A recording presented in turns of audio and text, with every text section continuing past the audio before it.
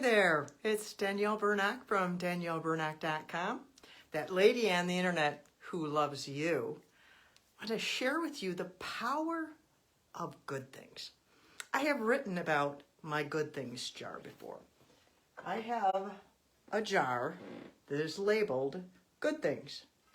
And every day I have a little piece of paper that I write one good thing from the day before on it, fold it up, and put it in this jar.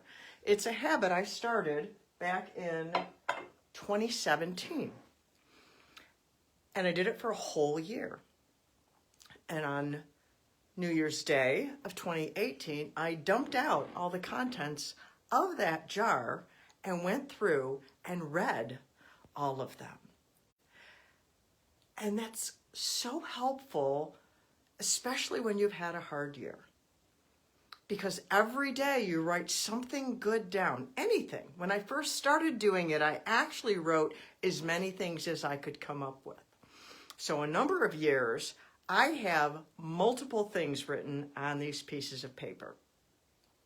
But I discovered that when I opened them at the end of the year or the beginning of the year, it took a lot of time to read them all. I enjoyed it so much.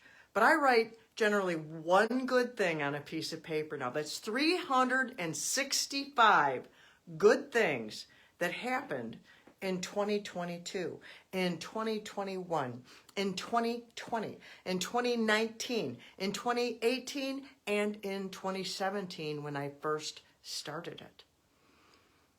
But you know, not just during the year and then opening it on that day, I decided to not throw them all away. I didn't decide to keep them all because I don't want to hoard things, and it can get quite messy if you keep everything. We cannot keep everything or we will live as a hoarder and then we'll get lost in the clutter too, because clutter causes anxiety. I'm not going to go off on that tangent right now.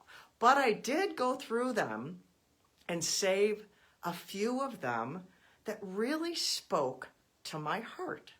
Like in 2017, I did it again this year when I dumped out my 2022 jar and I went through them all, and it took me about an hour to go through all of them. And I saved some of them. And then I went through all the ones that I've saved every year, and I've been doing that every year, and I thin them out every year. I get rid of a couple or sometimes more than a couple depending, and I hold on to some that are just so precious. Like one here from the 9th of December in 2017, I have it written here. That was the day I first met my granddaughter. She came to us through foster care, and she was 3 years old, and that was the day that I got to meet my little Esther. And that's a precious memory to hold on to. And I have this little piece of paper. They're lined paper. See, I have, maybe about a quarter of an inch thick now of going through them. And then another one from 2017 is I met up with one of my readers who lives in Michigan, is also a writer, connected with me, reached out to me, and we met up for lunch. My husband and I with him and his wife. And it was a wonderful time. I love meeting the people that I get to serve with my writing and my speaking and my coaching. It just blesses my heart. That's just this little bit from 2017. And in 2018, I thinned it out again. And one of the things I have on here is on the 18th of December in 2018, that was the day that I graduated. I called it graduating from counseling. And my counselor called me remarkable.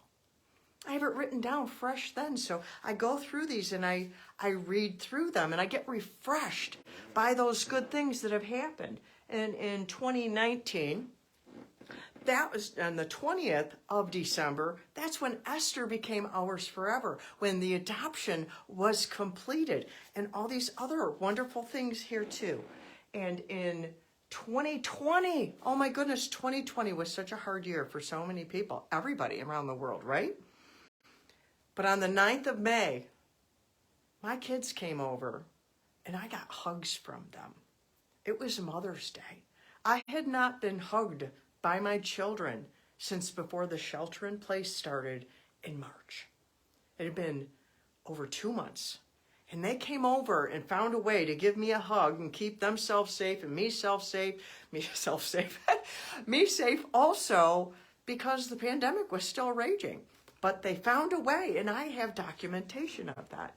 And then in 2021, because you don't have to write down big events. Sometimes it's just the sun was shining. Well, I wrote on the 25th of July in 2021, I have a healthy, strong body to play with my grandkids. What a wonderful thing to remember.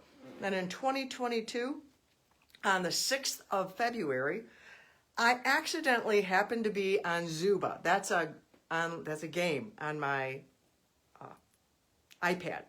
I happened to be on there. It's a game I play with my grandkids sometimes. Well, I happened to be on it when they were on it, when my grandkids were on it, and we got to play Zuba together. It was accidentally a wonderful time. And here I have this bowl here of all the ones. These are all the ones that I have left over from this year and even the previous years because I emptied them out. See? And I got this nice, wonderful mess. But it's a mess of good things. Because good things are powerful to hold on to. And we can savor those memories and they feed our soul, especially when things are going hard. You can even grab the old ones from before, because what I do is I keep them in little cups on a little shelf, and I keep them and I can go and grab it. If I'm having a bad day, I can go and look at something that will encourage me. That is the power of good things, because we go through hard days and hard seasons. 2022 was extremely hard for my family. My grandson is fighting leukemia. We had other things going on in our family and businesses and things that they're private, so I don't want to get into. But I don't want to pretend like my life is perfect. Nobody's life is perfect. We all have hard days and hard seasons. But if you will focus on good things, whether you do a good things jar or you do a gratitude journal, whether you do it for a week in review, a month in review, or a whole year, however it serves you, I encourage you to do something to focus on the good things in your life, because they will help you. They will lift your soul. They will help you to have a good attitude, and they just bless your heart, and they'll make you feel loved. So until next time, I love you.